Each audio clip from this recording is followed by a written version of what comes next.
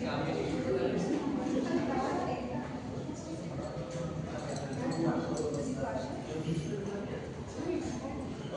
everyone. So today we will have a paleontology talk by Atri Majumdar. He is worked in the University of Oslo and Lund University, and it's. Thank you much for the introduction. Pointer. So, as you can probably tell from the picture and my title, I have worked this summer on temperature effect on body size in insects, dragonflies in particular. Now, I work in both Swedish and a Nordic university. It was an online collaborative work. My supervisors were Yentil and Subi, who gave a talk on Tuesday. Now, before we get into the actual meat of our talk and the results, we first have to understand the models that we're going to be using, because the entire crux of our results are based on modeling. Okay, now paleontology as a subject has one main thing: the look that you get into deep time.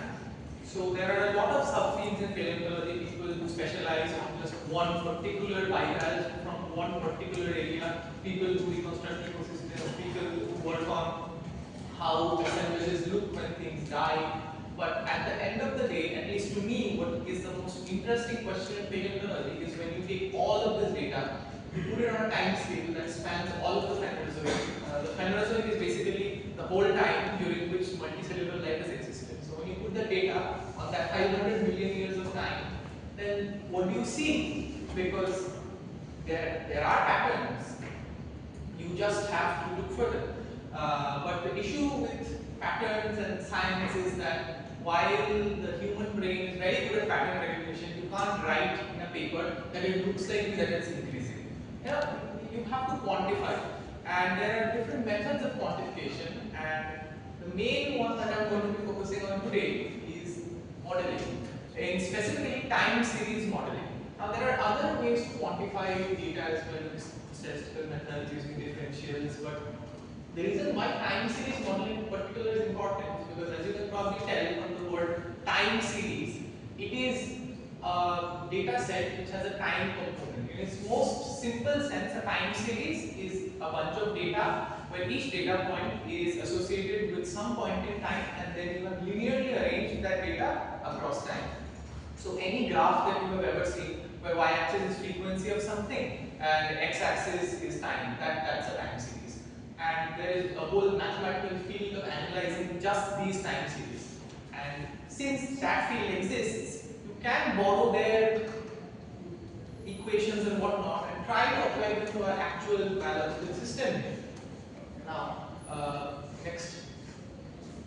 The particular package that we are going to be working with, we can't understand its results just by looking at a few random numbers. So I will give a very rough crash course on how to use these models and what the results look like. So the species and genus name does not matter. This is some organism through time, and the y-axis is just frequency of the trait. You see the dot with the line, that's just the variance of that particular trait at that particular time. But what is actually important here is what hypotheses can we draw from this time series. Now, at the most basic level of looking at evolution, we can look at two hypotheses. Has the rate of evolution increased, or has the evolution rate decreased through time? Now, if you just look at this, you can tell that there is a trend of decrease here. So there is a reason for our hypothesis that we can hypothesize that yes, we think that the rate of evolution has decreased over time. But again, you can't just say that I feel like it has decreased. We have to quantify it. So what we do is we run a univariate model on it, which tests whether your evolution is accelerated, which is this model, or decelerated, which is that model. Now, there are a lot of numbers on screen, but the only ones that matter are this log likelihood and AICC. Now, what these two numbers basically tell you, the numbers in isolation mean nothing, they are general. But when you run two models and you have the numbers from two models, then you can compare these numbers and you can tell which model is more likely to be better fitting to a real world data. So the log likelihood, if it is lower, it is worse. The AICC, if it is higher, it is worse. So our model quantifies the accelerated evolution and tells us that it is worse fit to our data than the accelerated evolution model. So now if we want to publish, now the reviewer has some actual quantifiable number to argue with you against instead of some subjective point. Next. Now the main package of models that we'll be focusing on is the one made by my supervisor, Yetil. It's called EvoTS. So it is an improved version of an older model called PaleoTS, which was made by a guy called Hunt. Hunt is an excessively famous paleontologist who basically brought on the concept of using time series analysis in paleontological data. Before him, it really wasn't as popular to do time series modeling on paleontological data. Next. Now, let's get to our actual problem. First, we have to start with our model group that we are analyzing. Our model group are odogates. Ignoring the fancy word, they're just dragonflies and damselflies. Why specifically these? Answer that, we're going to go back to your original question of is insect body size affected by temperature? I will get to why we chose temperature in a little bit, but first let's focus on the body size bit. Data should always be the best quality that it can be. And if you take just raw body size of some group of insects, you will end up with a not so continuous data set because a full body preservation of an insect is quite rare.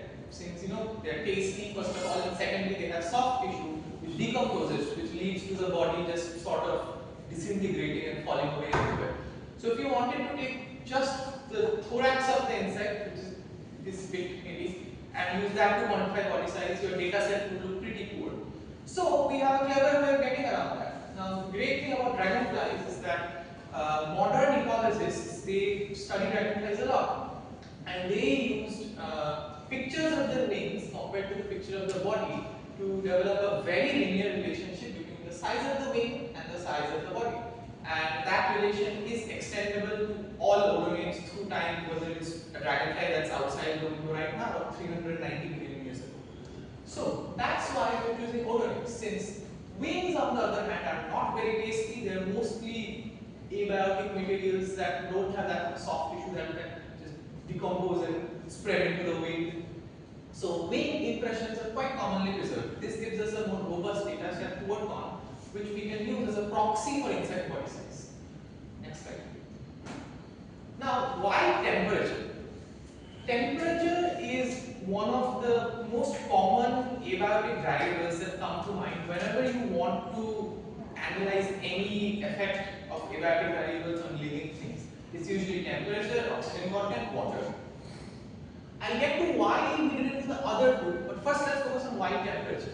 So there's this interesting thing called the temperature size rule in arthropods. There's a reason why it is specific in arthropods thing, because a general temperature size rule also exists.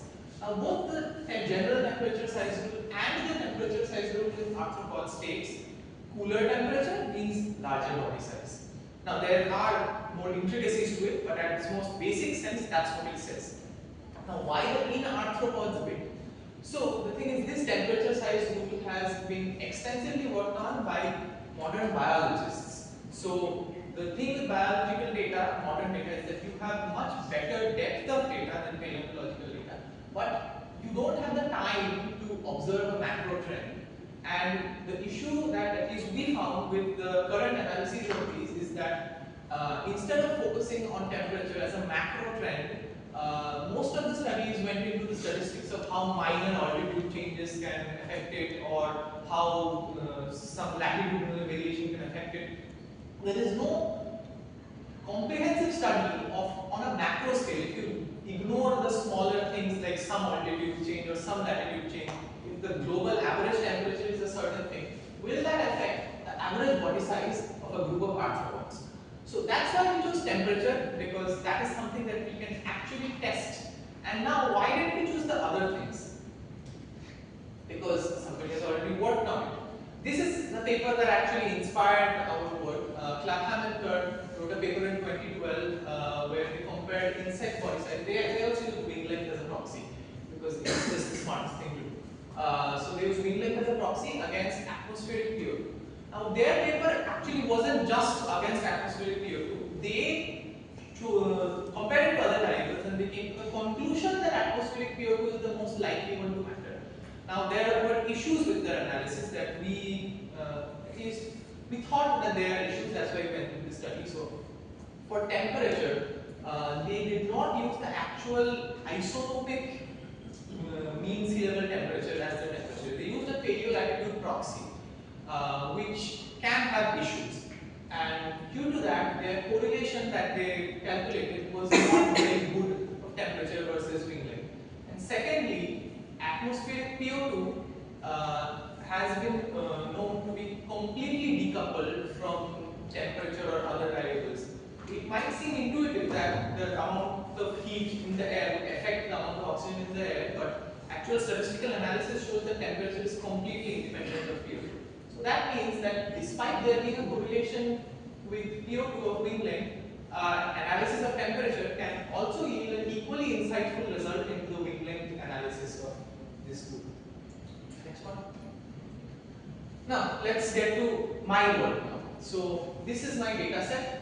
This is log of wing length and this is just time. Our total time set was 390 million years ago to today pretty much. And the lines here again, they represent variance at each point. So this is the data set. We must first look at the raw data set once because just by looking at it, there are a few important things that we will analyze later. But first, let's look at it in a multivariate way alongside temperature. So there are two graphs here. There's a reason why there's two graphs here. This is my actual data which has been fed into the model. And this is, I did a lot of khichdi with the data to somehow get the two graphs on top of each other so that we can have visual idea of the correlation. Just by looking at it, you can tell that blue is wing length, red is temperature. When blue is up, red is down, red is up, blue is down, red is up, blue is down, red is up, blue is down. Now this gives us an intuitive sense that our temperature size rule is working.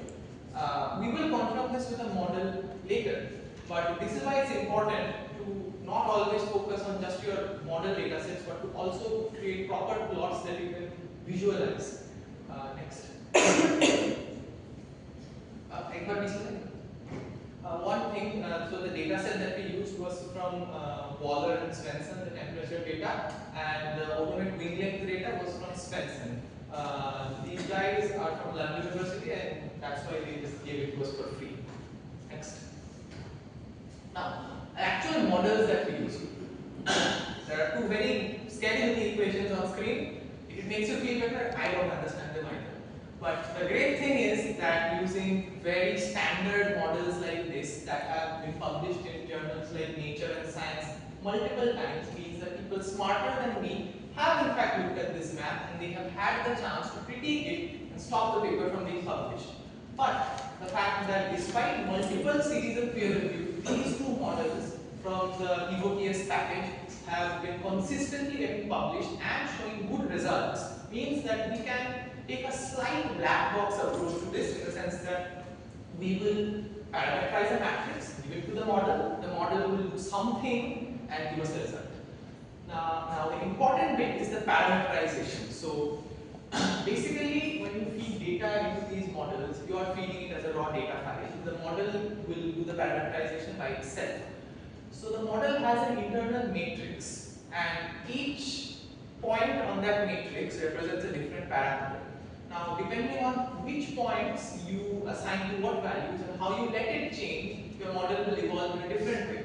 So for example, if you have a matrix and I say that only the diagonal is allowed to change, then it will be a very different model from if I say that only the upper triangular part of the matrix is allowed to change. Unfortunately, I can't share exactly how I parameterize these models because that is part of my research. So next slide. Wait, don't go next slide. Oh, I forgot to explain these models. So a random walk model is basically a very simple stepwise evolution model in the sense that at each step of the model, the data point gets to choose any random one step in any direction, and it just keeps doing that until it reaches the end of the model by just randomly traversing through the area. Now, when you're doing a multivariate random walk model, that means you have two time series that are random walking through time. And what you are doing is you are seeing, is there any correlation between the random walk of one model with the random walk of another model? If there is correlation, that means that the random walk, the random drift of one model in one direction is pulling the other time series towards it, which means that even though they are not going towards any particular peak, just the rough drifting has some correlation to each other. This model, on the other hand, is significantly more complex and more interesting. So, an Ornstein-Ohlenbeck model basically looks for attraction to optima. Now, what is an optima? In a biological sense, an optima means a point in our time series where none of the variables, none of the parameters are pulling the data into some random direction. They are all at stability, they are all sitting on a peak, and they are stable. They are not going random directions. So what an Ornstein-Ohlenbeck model checks is if one of the time series is achieving a peak, an optima, is the other one also being affected? Is it also trying to reach a peak since that one reached a peak? Or is it being deflected away into a trough? Now, this might sound familiar to people who have done some form of time series analysis, this attraction to peaks and whatnot, because it is. Ornstein-Ohlenbeck models can be used to check for grandeur causation. Now, that's a bit complex, but basically grandeur causation means that you have one time series and that time series can predict the behavior of another time series, then you can say that those two time series are connected by grandeur causality.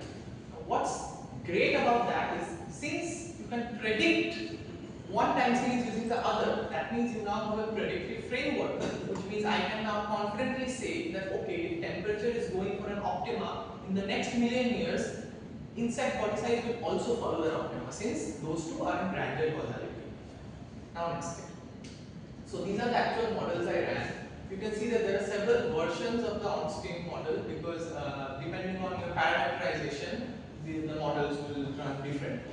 So if you remember our example slide, our best model here is OU2, since the log likelihood is the highest and the AICC is the lowest. The second closest is Ornstein model 4. Now, what this basically means, ignoring the minor variations in parameterization which can have different results, not different results, different inferences.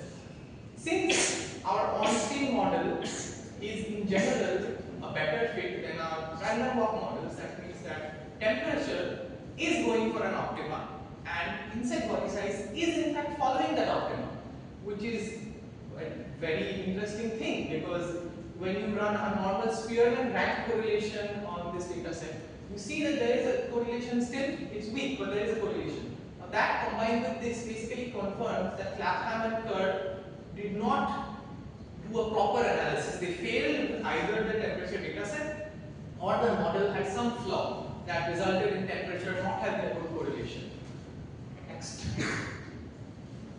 Now, what does this mean in a greater time scale?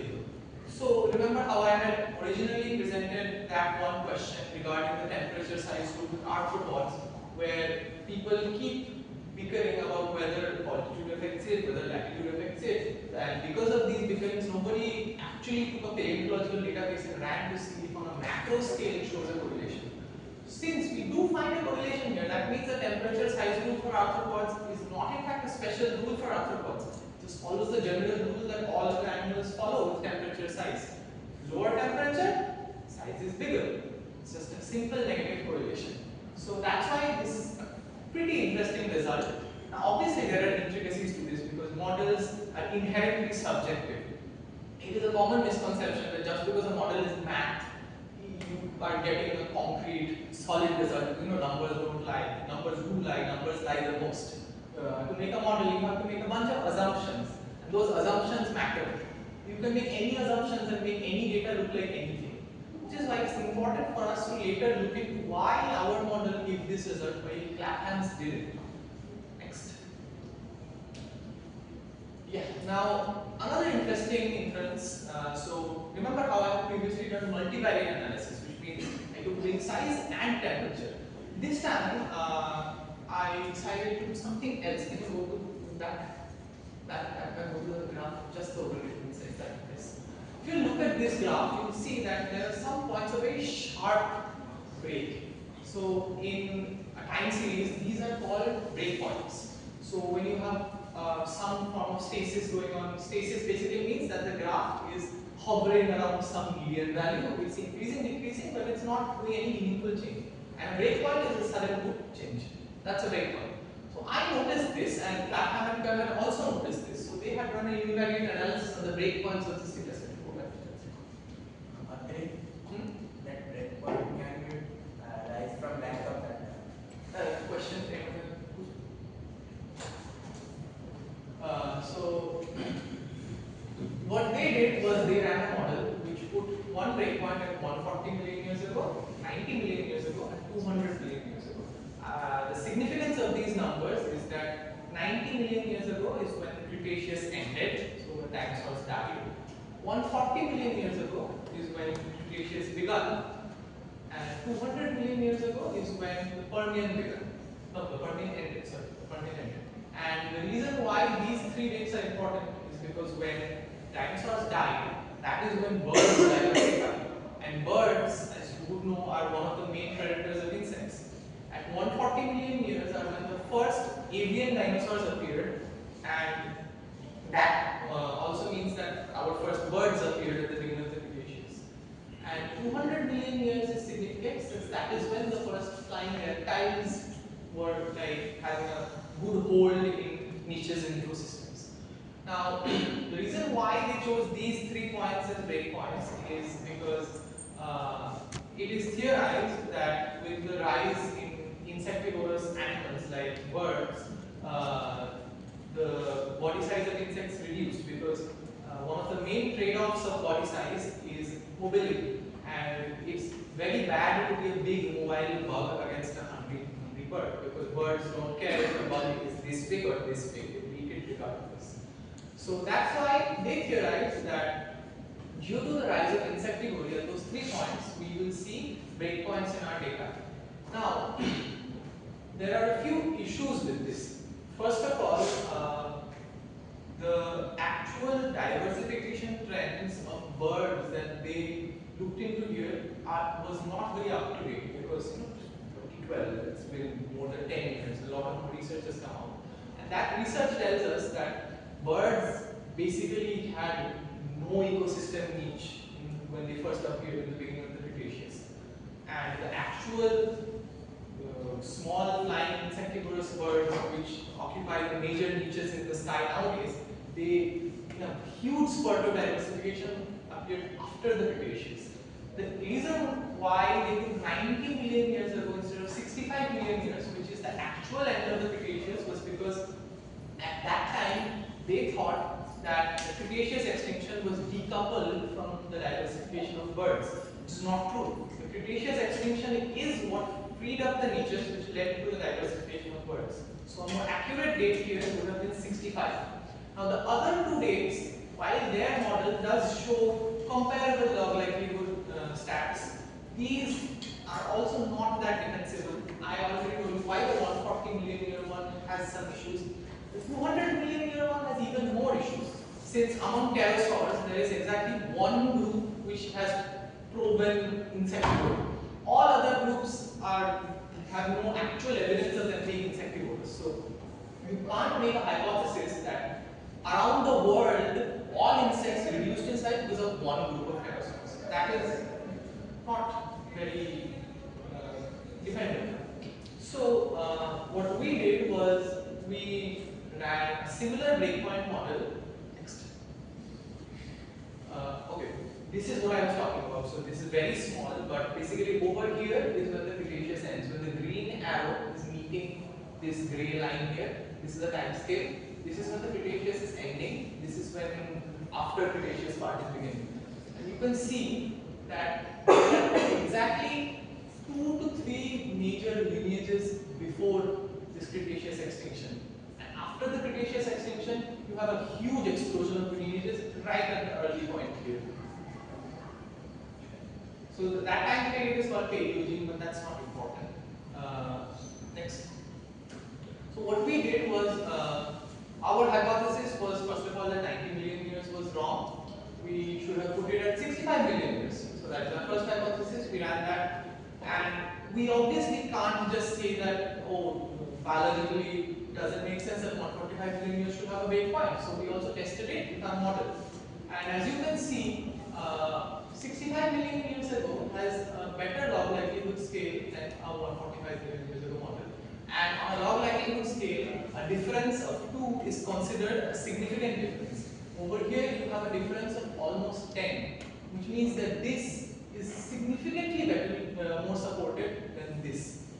And just to make sure that that is the only significant shift, and we didn't miss any shifts because Clapham and Kerr mentioned them. So we ran this model. What this basically does is it lets the model itself decide where the breakpoints and data are. So this ran and it gave the answer that the max breakpoint possibility is at 12. Now 12 index coincides with 65 billion years, which supports our hypothesis that those 3 previous log likelihood values that Clapham and Kerr had come up with that were very similar, they shouldn't be that similar because 65 million years has a much better biological basis of insect size reducing than 145 or 200. Next. Now what next? As I said before, at the end of the day, models are subjective. Our models gave a different result from Clapham and Kerr. There can be a multitude of reasons for that. So the primary thing that we are working on currently is looking into the actual under the hood maths of our model and looking into why that is more correct than what Clapham and Kerr did. And secondly, we are also looking into the different studies of the temperature size pool of arthropods that were done by modern ecologists and how they could have integrated on a macroscopic scale to their studies. Next. Now, if you found my talk interesting, these are a few notable references that are very key to my talk. So this is the main paper which inspired everything. This is the temperature size rule paper. This is Hunt's papers, where he basically unveiled that time series modeling is a thing. This is Granger's paper. It's not a paleontology paper, but Granger analysis is what we used in our OU. And finally, this is that paper which states that this group and Annulognathic pterosaurs are the only ones which actually reflect insectivore. So, thank you. That is my talk. If you have any questions, you're welcome to ask.